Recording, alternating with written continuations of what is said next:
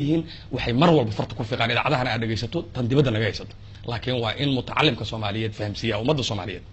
dhibaatada gudaheena ka jirta ayaa ka xoog badan tan dibadda naga haysato haddaan xalino midda gudaheena taala waan xalin karnaa midda dibadda taala fargelin weyn oo ajnabi oo nagu imaan doontaana ma jiri doonto taa in la fahmo waa inaan lagu dheeraan oo xoog la saarin saan ku xalin lahayn dhibaato naga haysata ajnabiga gobolka degan geeska Afrika ama dibadda naga haysato Yurub America iyo meelo kala duwan maxay tahay dhibaatada aanu hadda dhaxdayada isku hayno waxaanu ku tartamaynaa laba waxyaabood waa in la fahmaa dhibaatada maanta wadankeena taala oo cadcadka oo lagu kala gooyay waa laba dhibaato waa power struggle xukunkiyan ku tartamaynaa laba khayraadka wadankan ku tartamaynaa marka powerka seen u qaybsanaynaa isku haysanaa marka yaa kursiga xaq u leh oo fariisanaya yaa madax noqonaya waad aragtay dadkii oo dhan waa wada kacansan yahay qof walba xil ayuu ordaya ma jiro qualification la qoray ma jiro category la qoray ma jiro yaa wax noqonaya see wax lagu noqonaya qofka Soomaali madax u noqonaya xukumaya maxaa calaamadaha u yeelanaya maxaa shuruudo ku xiran ma jirto to extent ay dhacday sida Cameroon oo kale hadda nin la yiraahdo Paul Kagame 32 sano iska haysto marka waxay Rwanda ma Cameroon Rwanda 94 oo qabsaday 22 sano jooga Paul Kagame 33 sano wax ka badan oo maraya Cameroon marka wuxuu sameeyay oo wadanka buugaag badan oo laga qoro la yaabay waxaad arkaysaa nin dariiqa shalay marayay oo qaragaday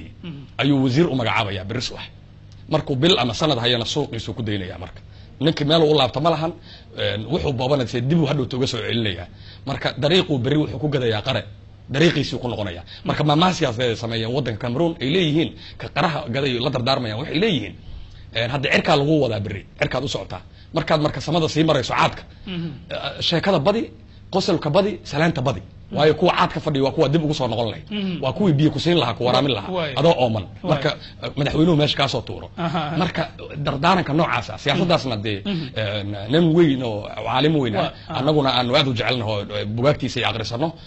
oo la yiraahdo Jean Valence waa Bayard oo Faransiis ah buugiisana Ingiriis lagu turjumay Faransiis marka hore ku qoray ayaa siyaasadaas wuxuu ku macneeyay waana wadiga the politics of the belly waa siyaasadda caloosha waa siyaasad ku xiriirta marka labada dhibaatadood ayaa na haysato maxaa looga bixi karaa waay sababta marka waxaan uga bixi karnaa sida reer galbeedka uga baxay waad ogtahay power struggle meesha uu ka jiro dhibaatadeeda degdeg kuma xalisanto muddo dheer ay qaadataa oo qarniyo awood lagu dagaalamaya waa awoodiya lagu dagaalamaya waxaan u baahannahay awoodda in la sadgareeyo in shuruuc la sameeyo baarlamaanka ninka noqon kara madaxweyne ninka noqon kara wasiir ninka noqon kara xildhibaan ninka noqon kara agaasimo guud maanta siyaasadda Soomaaliya taal nin walba wuxuu rabo noqon karaa wax shuruudo oo ku xiran maanta ma jirto taasi waa mid keenaysa burbur waxaan ka rabaa markii aan ku sharxo tan ku saabsan shabaab shabaab say u wada badan yihiin markii aniga aan darsay oo aan cilmi baaris ku sameeyay waxa iga soo dhaxbaaday jaamacadda Addis Ababa waa ka sheegay markii dhaweytoon soo maray oo ka hadlay jaamacadda usbuuc ayaan hadlayay jaamacadda Addis Ababa bixiyay 10 koow shabaab wuxuu u qaybsamaa 3 qaybood maanta qayb waa the bulk waxaan ku tilmaamay the bulk and the bone يعني laf dhabarta iyo labeenta al-shabaab waa dad ideological ah shabaab waxay u aaminsan yihiin si yani aqeeda udub dhaxadka waa dad yani udub dhaxadkooda madaxdoodina u badan yihiin mana waana adagtahay inay soo fakadaan oo soo fakadaan dawladda federaalka ah oo aad iyo aad u adagtahay qaybta labaad waa qayb aan ku macneeyay materialism waa qayb yani dhaqaale ahaan kula jira shabaab for example meelaha madax looga dhigay afarxaas ku guursaday kulama jooga shabaab ideology wuxuu aaminsan yahay qaybta saddexaad waa qaybta ugu daran al-shabaab waa qaybta aan ku taliyay in loo baahan yahay la xajoodo haddaan qaybta xal la gaarin aan shabaab xal laga gaari karin waa qaybta ugu badan waa qayb dareemaysa politically marginalized inay qaranka ka qatan yihiin economically excluded dhaqaalihii dawladda gacanteeda u soo galay inay waxba ku haysan shaqooyinkii iyo wixii iyo khayraadka wadanka yaalay waa qaybta shabaab siiso intelligence-ga ka saacido sirdoonka waa qaybta shacabka ugu dhex jirto waa qaybtan la fadhiso meel kasta ku jirto qaybtaas oo la xalin oo qaranka qaabka loo qaybsan lahaa iyadoon laga xaajoon oo malaynayo dhibaatada maanta taagan in laga bixiyo way su'aalaha ugu dambeeyaan galeena Maxmed marka aad qoraysay buugan oo bilowgii aad bilaabaysay ee diyaarintiisa ma garan kartay wax dhamaadka buugan uu noqon doono dhibaatadii buugu ka hadlayay cawaaqibxumadeedii hadda socota laba weeye arintu waxay mar walba ka hadlaan hadda dadkan waxaan naqdiyay chapterka koowaad haddaad aqriso waxaan aad ugu dheeraado naqdiyey jabtarkaas oo dhan buu ku saabsan yahay naqdinta ku saabsan see dib loogu macnaynaa qaskii iyo qalalaasihii dhacay iyo burburka xoogga lahaa ee waddanka ku dhuftay qaabkeen dib approachkeen ku fiirinaynaa indhahan ku fiirinaynaa waa indho noocee ah angalkaan ka gelaynaa waa angal noocee ah waxay marka ayagu ka eegayaan si personality iyo wax noocaasa policies iyo programmadii meesha yaallay ma fiirinayaan marka dhibaatadii waxay u kala baxaysaa laba waxyaabood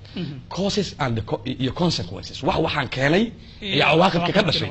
waxay ku dheeraanayaan marka ayaga ay ka hadlooyaan consequences waa wax ilaa maanta socdo oo soo bilowday oo ilaan maanta qoriga caaradiis ayaa wax lagu noqonaya iyo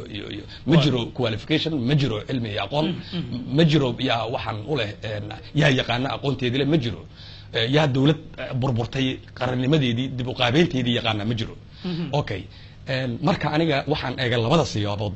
causeska iyo consequenceska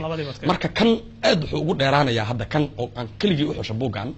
causeska waxaan waxa keenay waayo horey umaysan fiirin marka mid kala jiro insha Allah soo saari doono oo consequences ku saabsan ilaa hadda soo gaari doona waa garta marka aad eegto qoraalka buuggan waa aad moodiyay hanaan doorasho oo midna ahaa mid rayida oo dadku waxay dooranayeen midna midkii militariga ee waddanku qabsaday ahaa aad soo martay xukunka xoogga ah aad meelaha ku eegtay dabcan aad ogtahay hadda waddanku doorasho u diyaar garoobaya oo la filayaa bilayar kadib in waddanka doorasho uu galo iyadoo weli xaalad ay jirto oo baarlamaankii weli uu qodobadii qaar ku dhagan yahay qaramada midoobay iyo caalamku ay baarlamaanka ku cadaadinayaan inuu ansixiyo xaaladii weli ay adag tahay waqtiga uu sidii hore ka duwan yahay doorashadaana tii lasoo dhaafay ay xoogaa ka yara duwan tahay arrimahaas oo dhan markaad eegto maxaa kuu muuqanaya ku aadan mustaqbalka waddanka iyo wax la filan karo 2016 hadda aynu ku wada jirno bisha August wixii ka dambeeyay wixii laga filayay dawladda Soomaalida qaasatan qaybta iyadoo kala qaybsan qaybta legislationka oo ah qaybtii sharci dejinta waxay ahayd inay maanta ka doodaan in waddankan waa aragtaa muddo ilaa ka soo bilow shirkii carta ee Djibouti inkastoo la yiri 4 sano muddo hadda laga joogo waxaa laga baxay ku meelgaarkii waxaa la tagay permanent laakiin isla qaabka le aan ku soo socono waxba laga bedelay inay qaab dhismeedka qarannimo ee waddanka dib u qaabeeyaan sharcigu tan ugu weyn ay ka fakaraan taas ay waxaad oran kartaa maysan helin dad khubara ah oo ku takhasusay qaran burburay dib u qaabeynteed oo la qaabeeyay maysan helin waad oran kartaa waana wax macquul ah hase aatee taladan dhiibayo waxay tahay waana theory-da buugu ku dooday oo cusub oo afrikada kalena xataa lagu apply gareyn doono qaran burburay oo baaba'ay si dib loogu soo qaabeeyo dib looguma qaabeyn karo si dib loogu soo hagaajiyo dib loogu soo dhiso dib u qaabeyntiisa dib looguma soo qaabeyn karo isla qaabka uu ku burburay waana qaabka hadda aan ku socono haddaad eegto qaab dhismeedka qarannimo ee maanta aan ku socono iyo dariiqa aan hayno waa kii isla kii uu ku burburo wax kale uu namalkinayo male oo aan burbur ahayn hadduu soo burburna malkina wuxuu namalkinayaa tabar darro iyo daciifnimo iyo sida hadda aan nahayo waxa weeye iska daba jiitanka noocaan waxa loo baahan yahay in formulada iyo framework iyo formatka la bedelo waa in la helaa fikrado cusub waad aragtaa tusaale waxa kugu filan Rwanda qaabka loo qaabeeyay qaranka meesha yaala ha noqdo more authoritarian yani wadan xogaa aad loo adkeeyay hay'adaha qaar uu adkeeyay si xukunka u sii joogo laakiin sidiisa kala dad eegto qaab qarameed horumar badan laga helay oo ku socda wadanka ayuu wadanka ku socdaa for example Fair Liberia sidoo kale sida loo qaabeeyay qarankii qaabku ku burbura ayaa anaga ku wadnaa marka weydiiyay waxay leeyihiin ma naqaano qaab kale oo u qaabeyn karno ma garan karno marka waxa loo baahan yahay in la sameeyo qaab waddankan lagu qaabeyn karo in mutacallimka Soomaaliyeed oo dhan isu yimaado la waco xamar la isugu yimaado la shiro waddanka cadcad loo gala gurguriyay qarannimadeedii ayaa dib loo qaabaystay maanta qaabka lagu socdo aad u jeedido waddanka lagu kala jarjaray oo land loo bixiyay ma aha qaab Soomaaliyeed bilni block Soomaali ma leh ama mutacallimka Soomaaliyeed jihada uu rabay inuu jeexana ma aha ummadda Soomaaliyeed kii ay raali ka ayna ma aha waa wada ogtahay guri iyo miyi iyo magaalo waxa marka loo baahan yahay kan hadda sida lagu socday waxaan gobolada laga sameeyay dhan cidi qaabaysay Soomaali waa taqaanaa wax ay ka dharagsan tahay way iga baahnaa aniga inaan u sheego waxa loo baahan yahay mutacallimiinta waa weyn in la fursad helaan oo in xamar soo galaan loo yeero waxa ugu horeeya professor Ali Jimcaale Ahmed jaamacadda New York ku fadhiya mutacallim weyn oo Soomaaliya Afrika wax ku kordhiyay weey marka dadka noocaas inta la waco in la yiraahdo warsan yeelna wadankii sidoo u socdo god urugu socdo laakiin dadka in looga dhigo Africa Rising anagoo isticmaalayna discourse aha waa soconaa horan u soconaa laakiin xageen ku soconaa weey waay ugu dambeyn Maxamed aragtida caalamku ay Soomaaliya maxay tahay maadaama aad doodo badan iyo ka qayb qaadatay casharo badan la jeedinayo dhinaca kale sabuuga dabcan waxaan qiyaasay in English ku qoran dadka aad dabcan haabanayso xaaladooda ka hadlaysana waa Soomaali Soomaaliya inaad marka hore priority-ga siisaa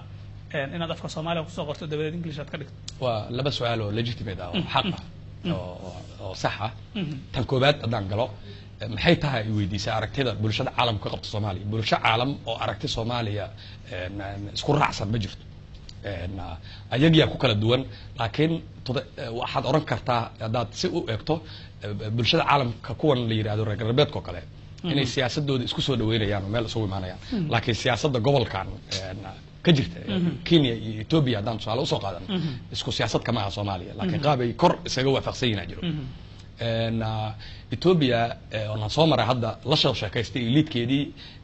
madaxdeedii qaaris aragnay la kulmay la sheekaystay wax badan la fariistay si fiican oo aad iyo aad aan uga mahadnaqayana ii soo dhaweeyay ii sharfay ii ixtiraamay ii karaameeyay anoo qalbigayga taasay taabatay uga mahadnaqayo waxaan darsayay qaabka qarankooda u dhisan yahay waxay ka damacsan yihiin Soomaaliya waxay aaminsanayeen Soomaali inay baabaaday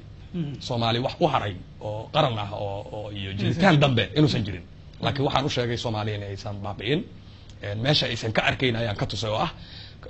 ku iri 50,000 oo Soomaali ah oo aniga la mid ah ayaa sanad walba jaamacadaha Yurub iyo Mareykan iyo adduunyada kale ka qalin jibinay iyo wadanka gudihiisa waxayna diyaar u yihiin wadankoodii inay wax ka qabtaan inay wadankoodii hagaajiyaan inay wadankoodii uun soo yeelaan sidaan si ay fiirsan karaan ma ahane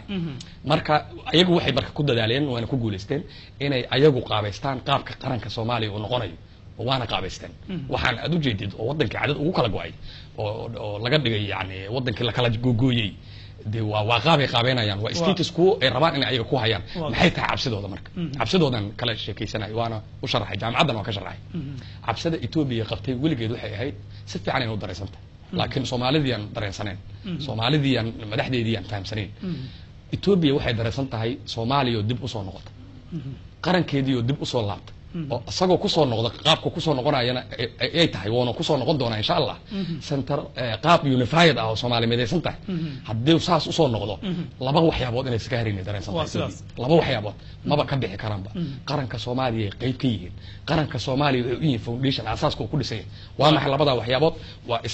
islaamka waa Soomaali waa dad muslim ah iyo Greater Somalia Project مشروعها Soomaaliyeed يعني ما ka bixi karaan Soomaaliya ma ka bixi karto waxa jeel walba aaminsan yahay marka Ethiopia waxaan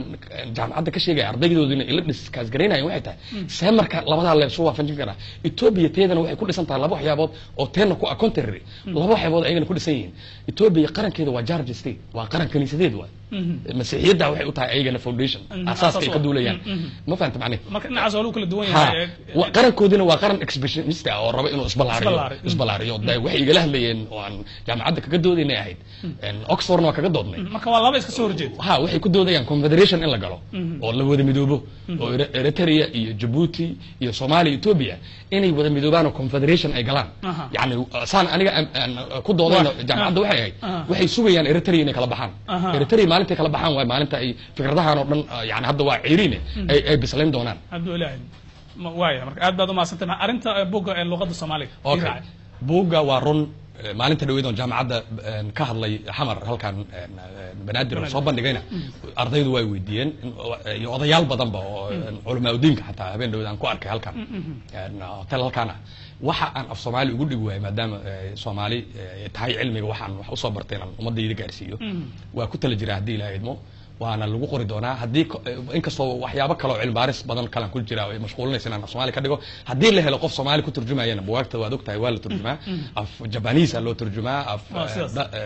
Dutch af badan lagu turjumaa marka hadii la helo qof Soomaali ah ama company Soomaali ah ama shirkad Soomaali ah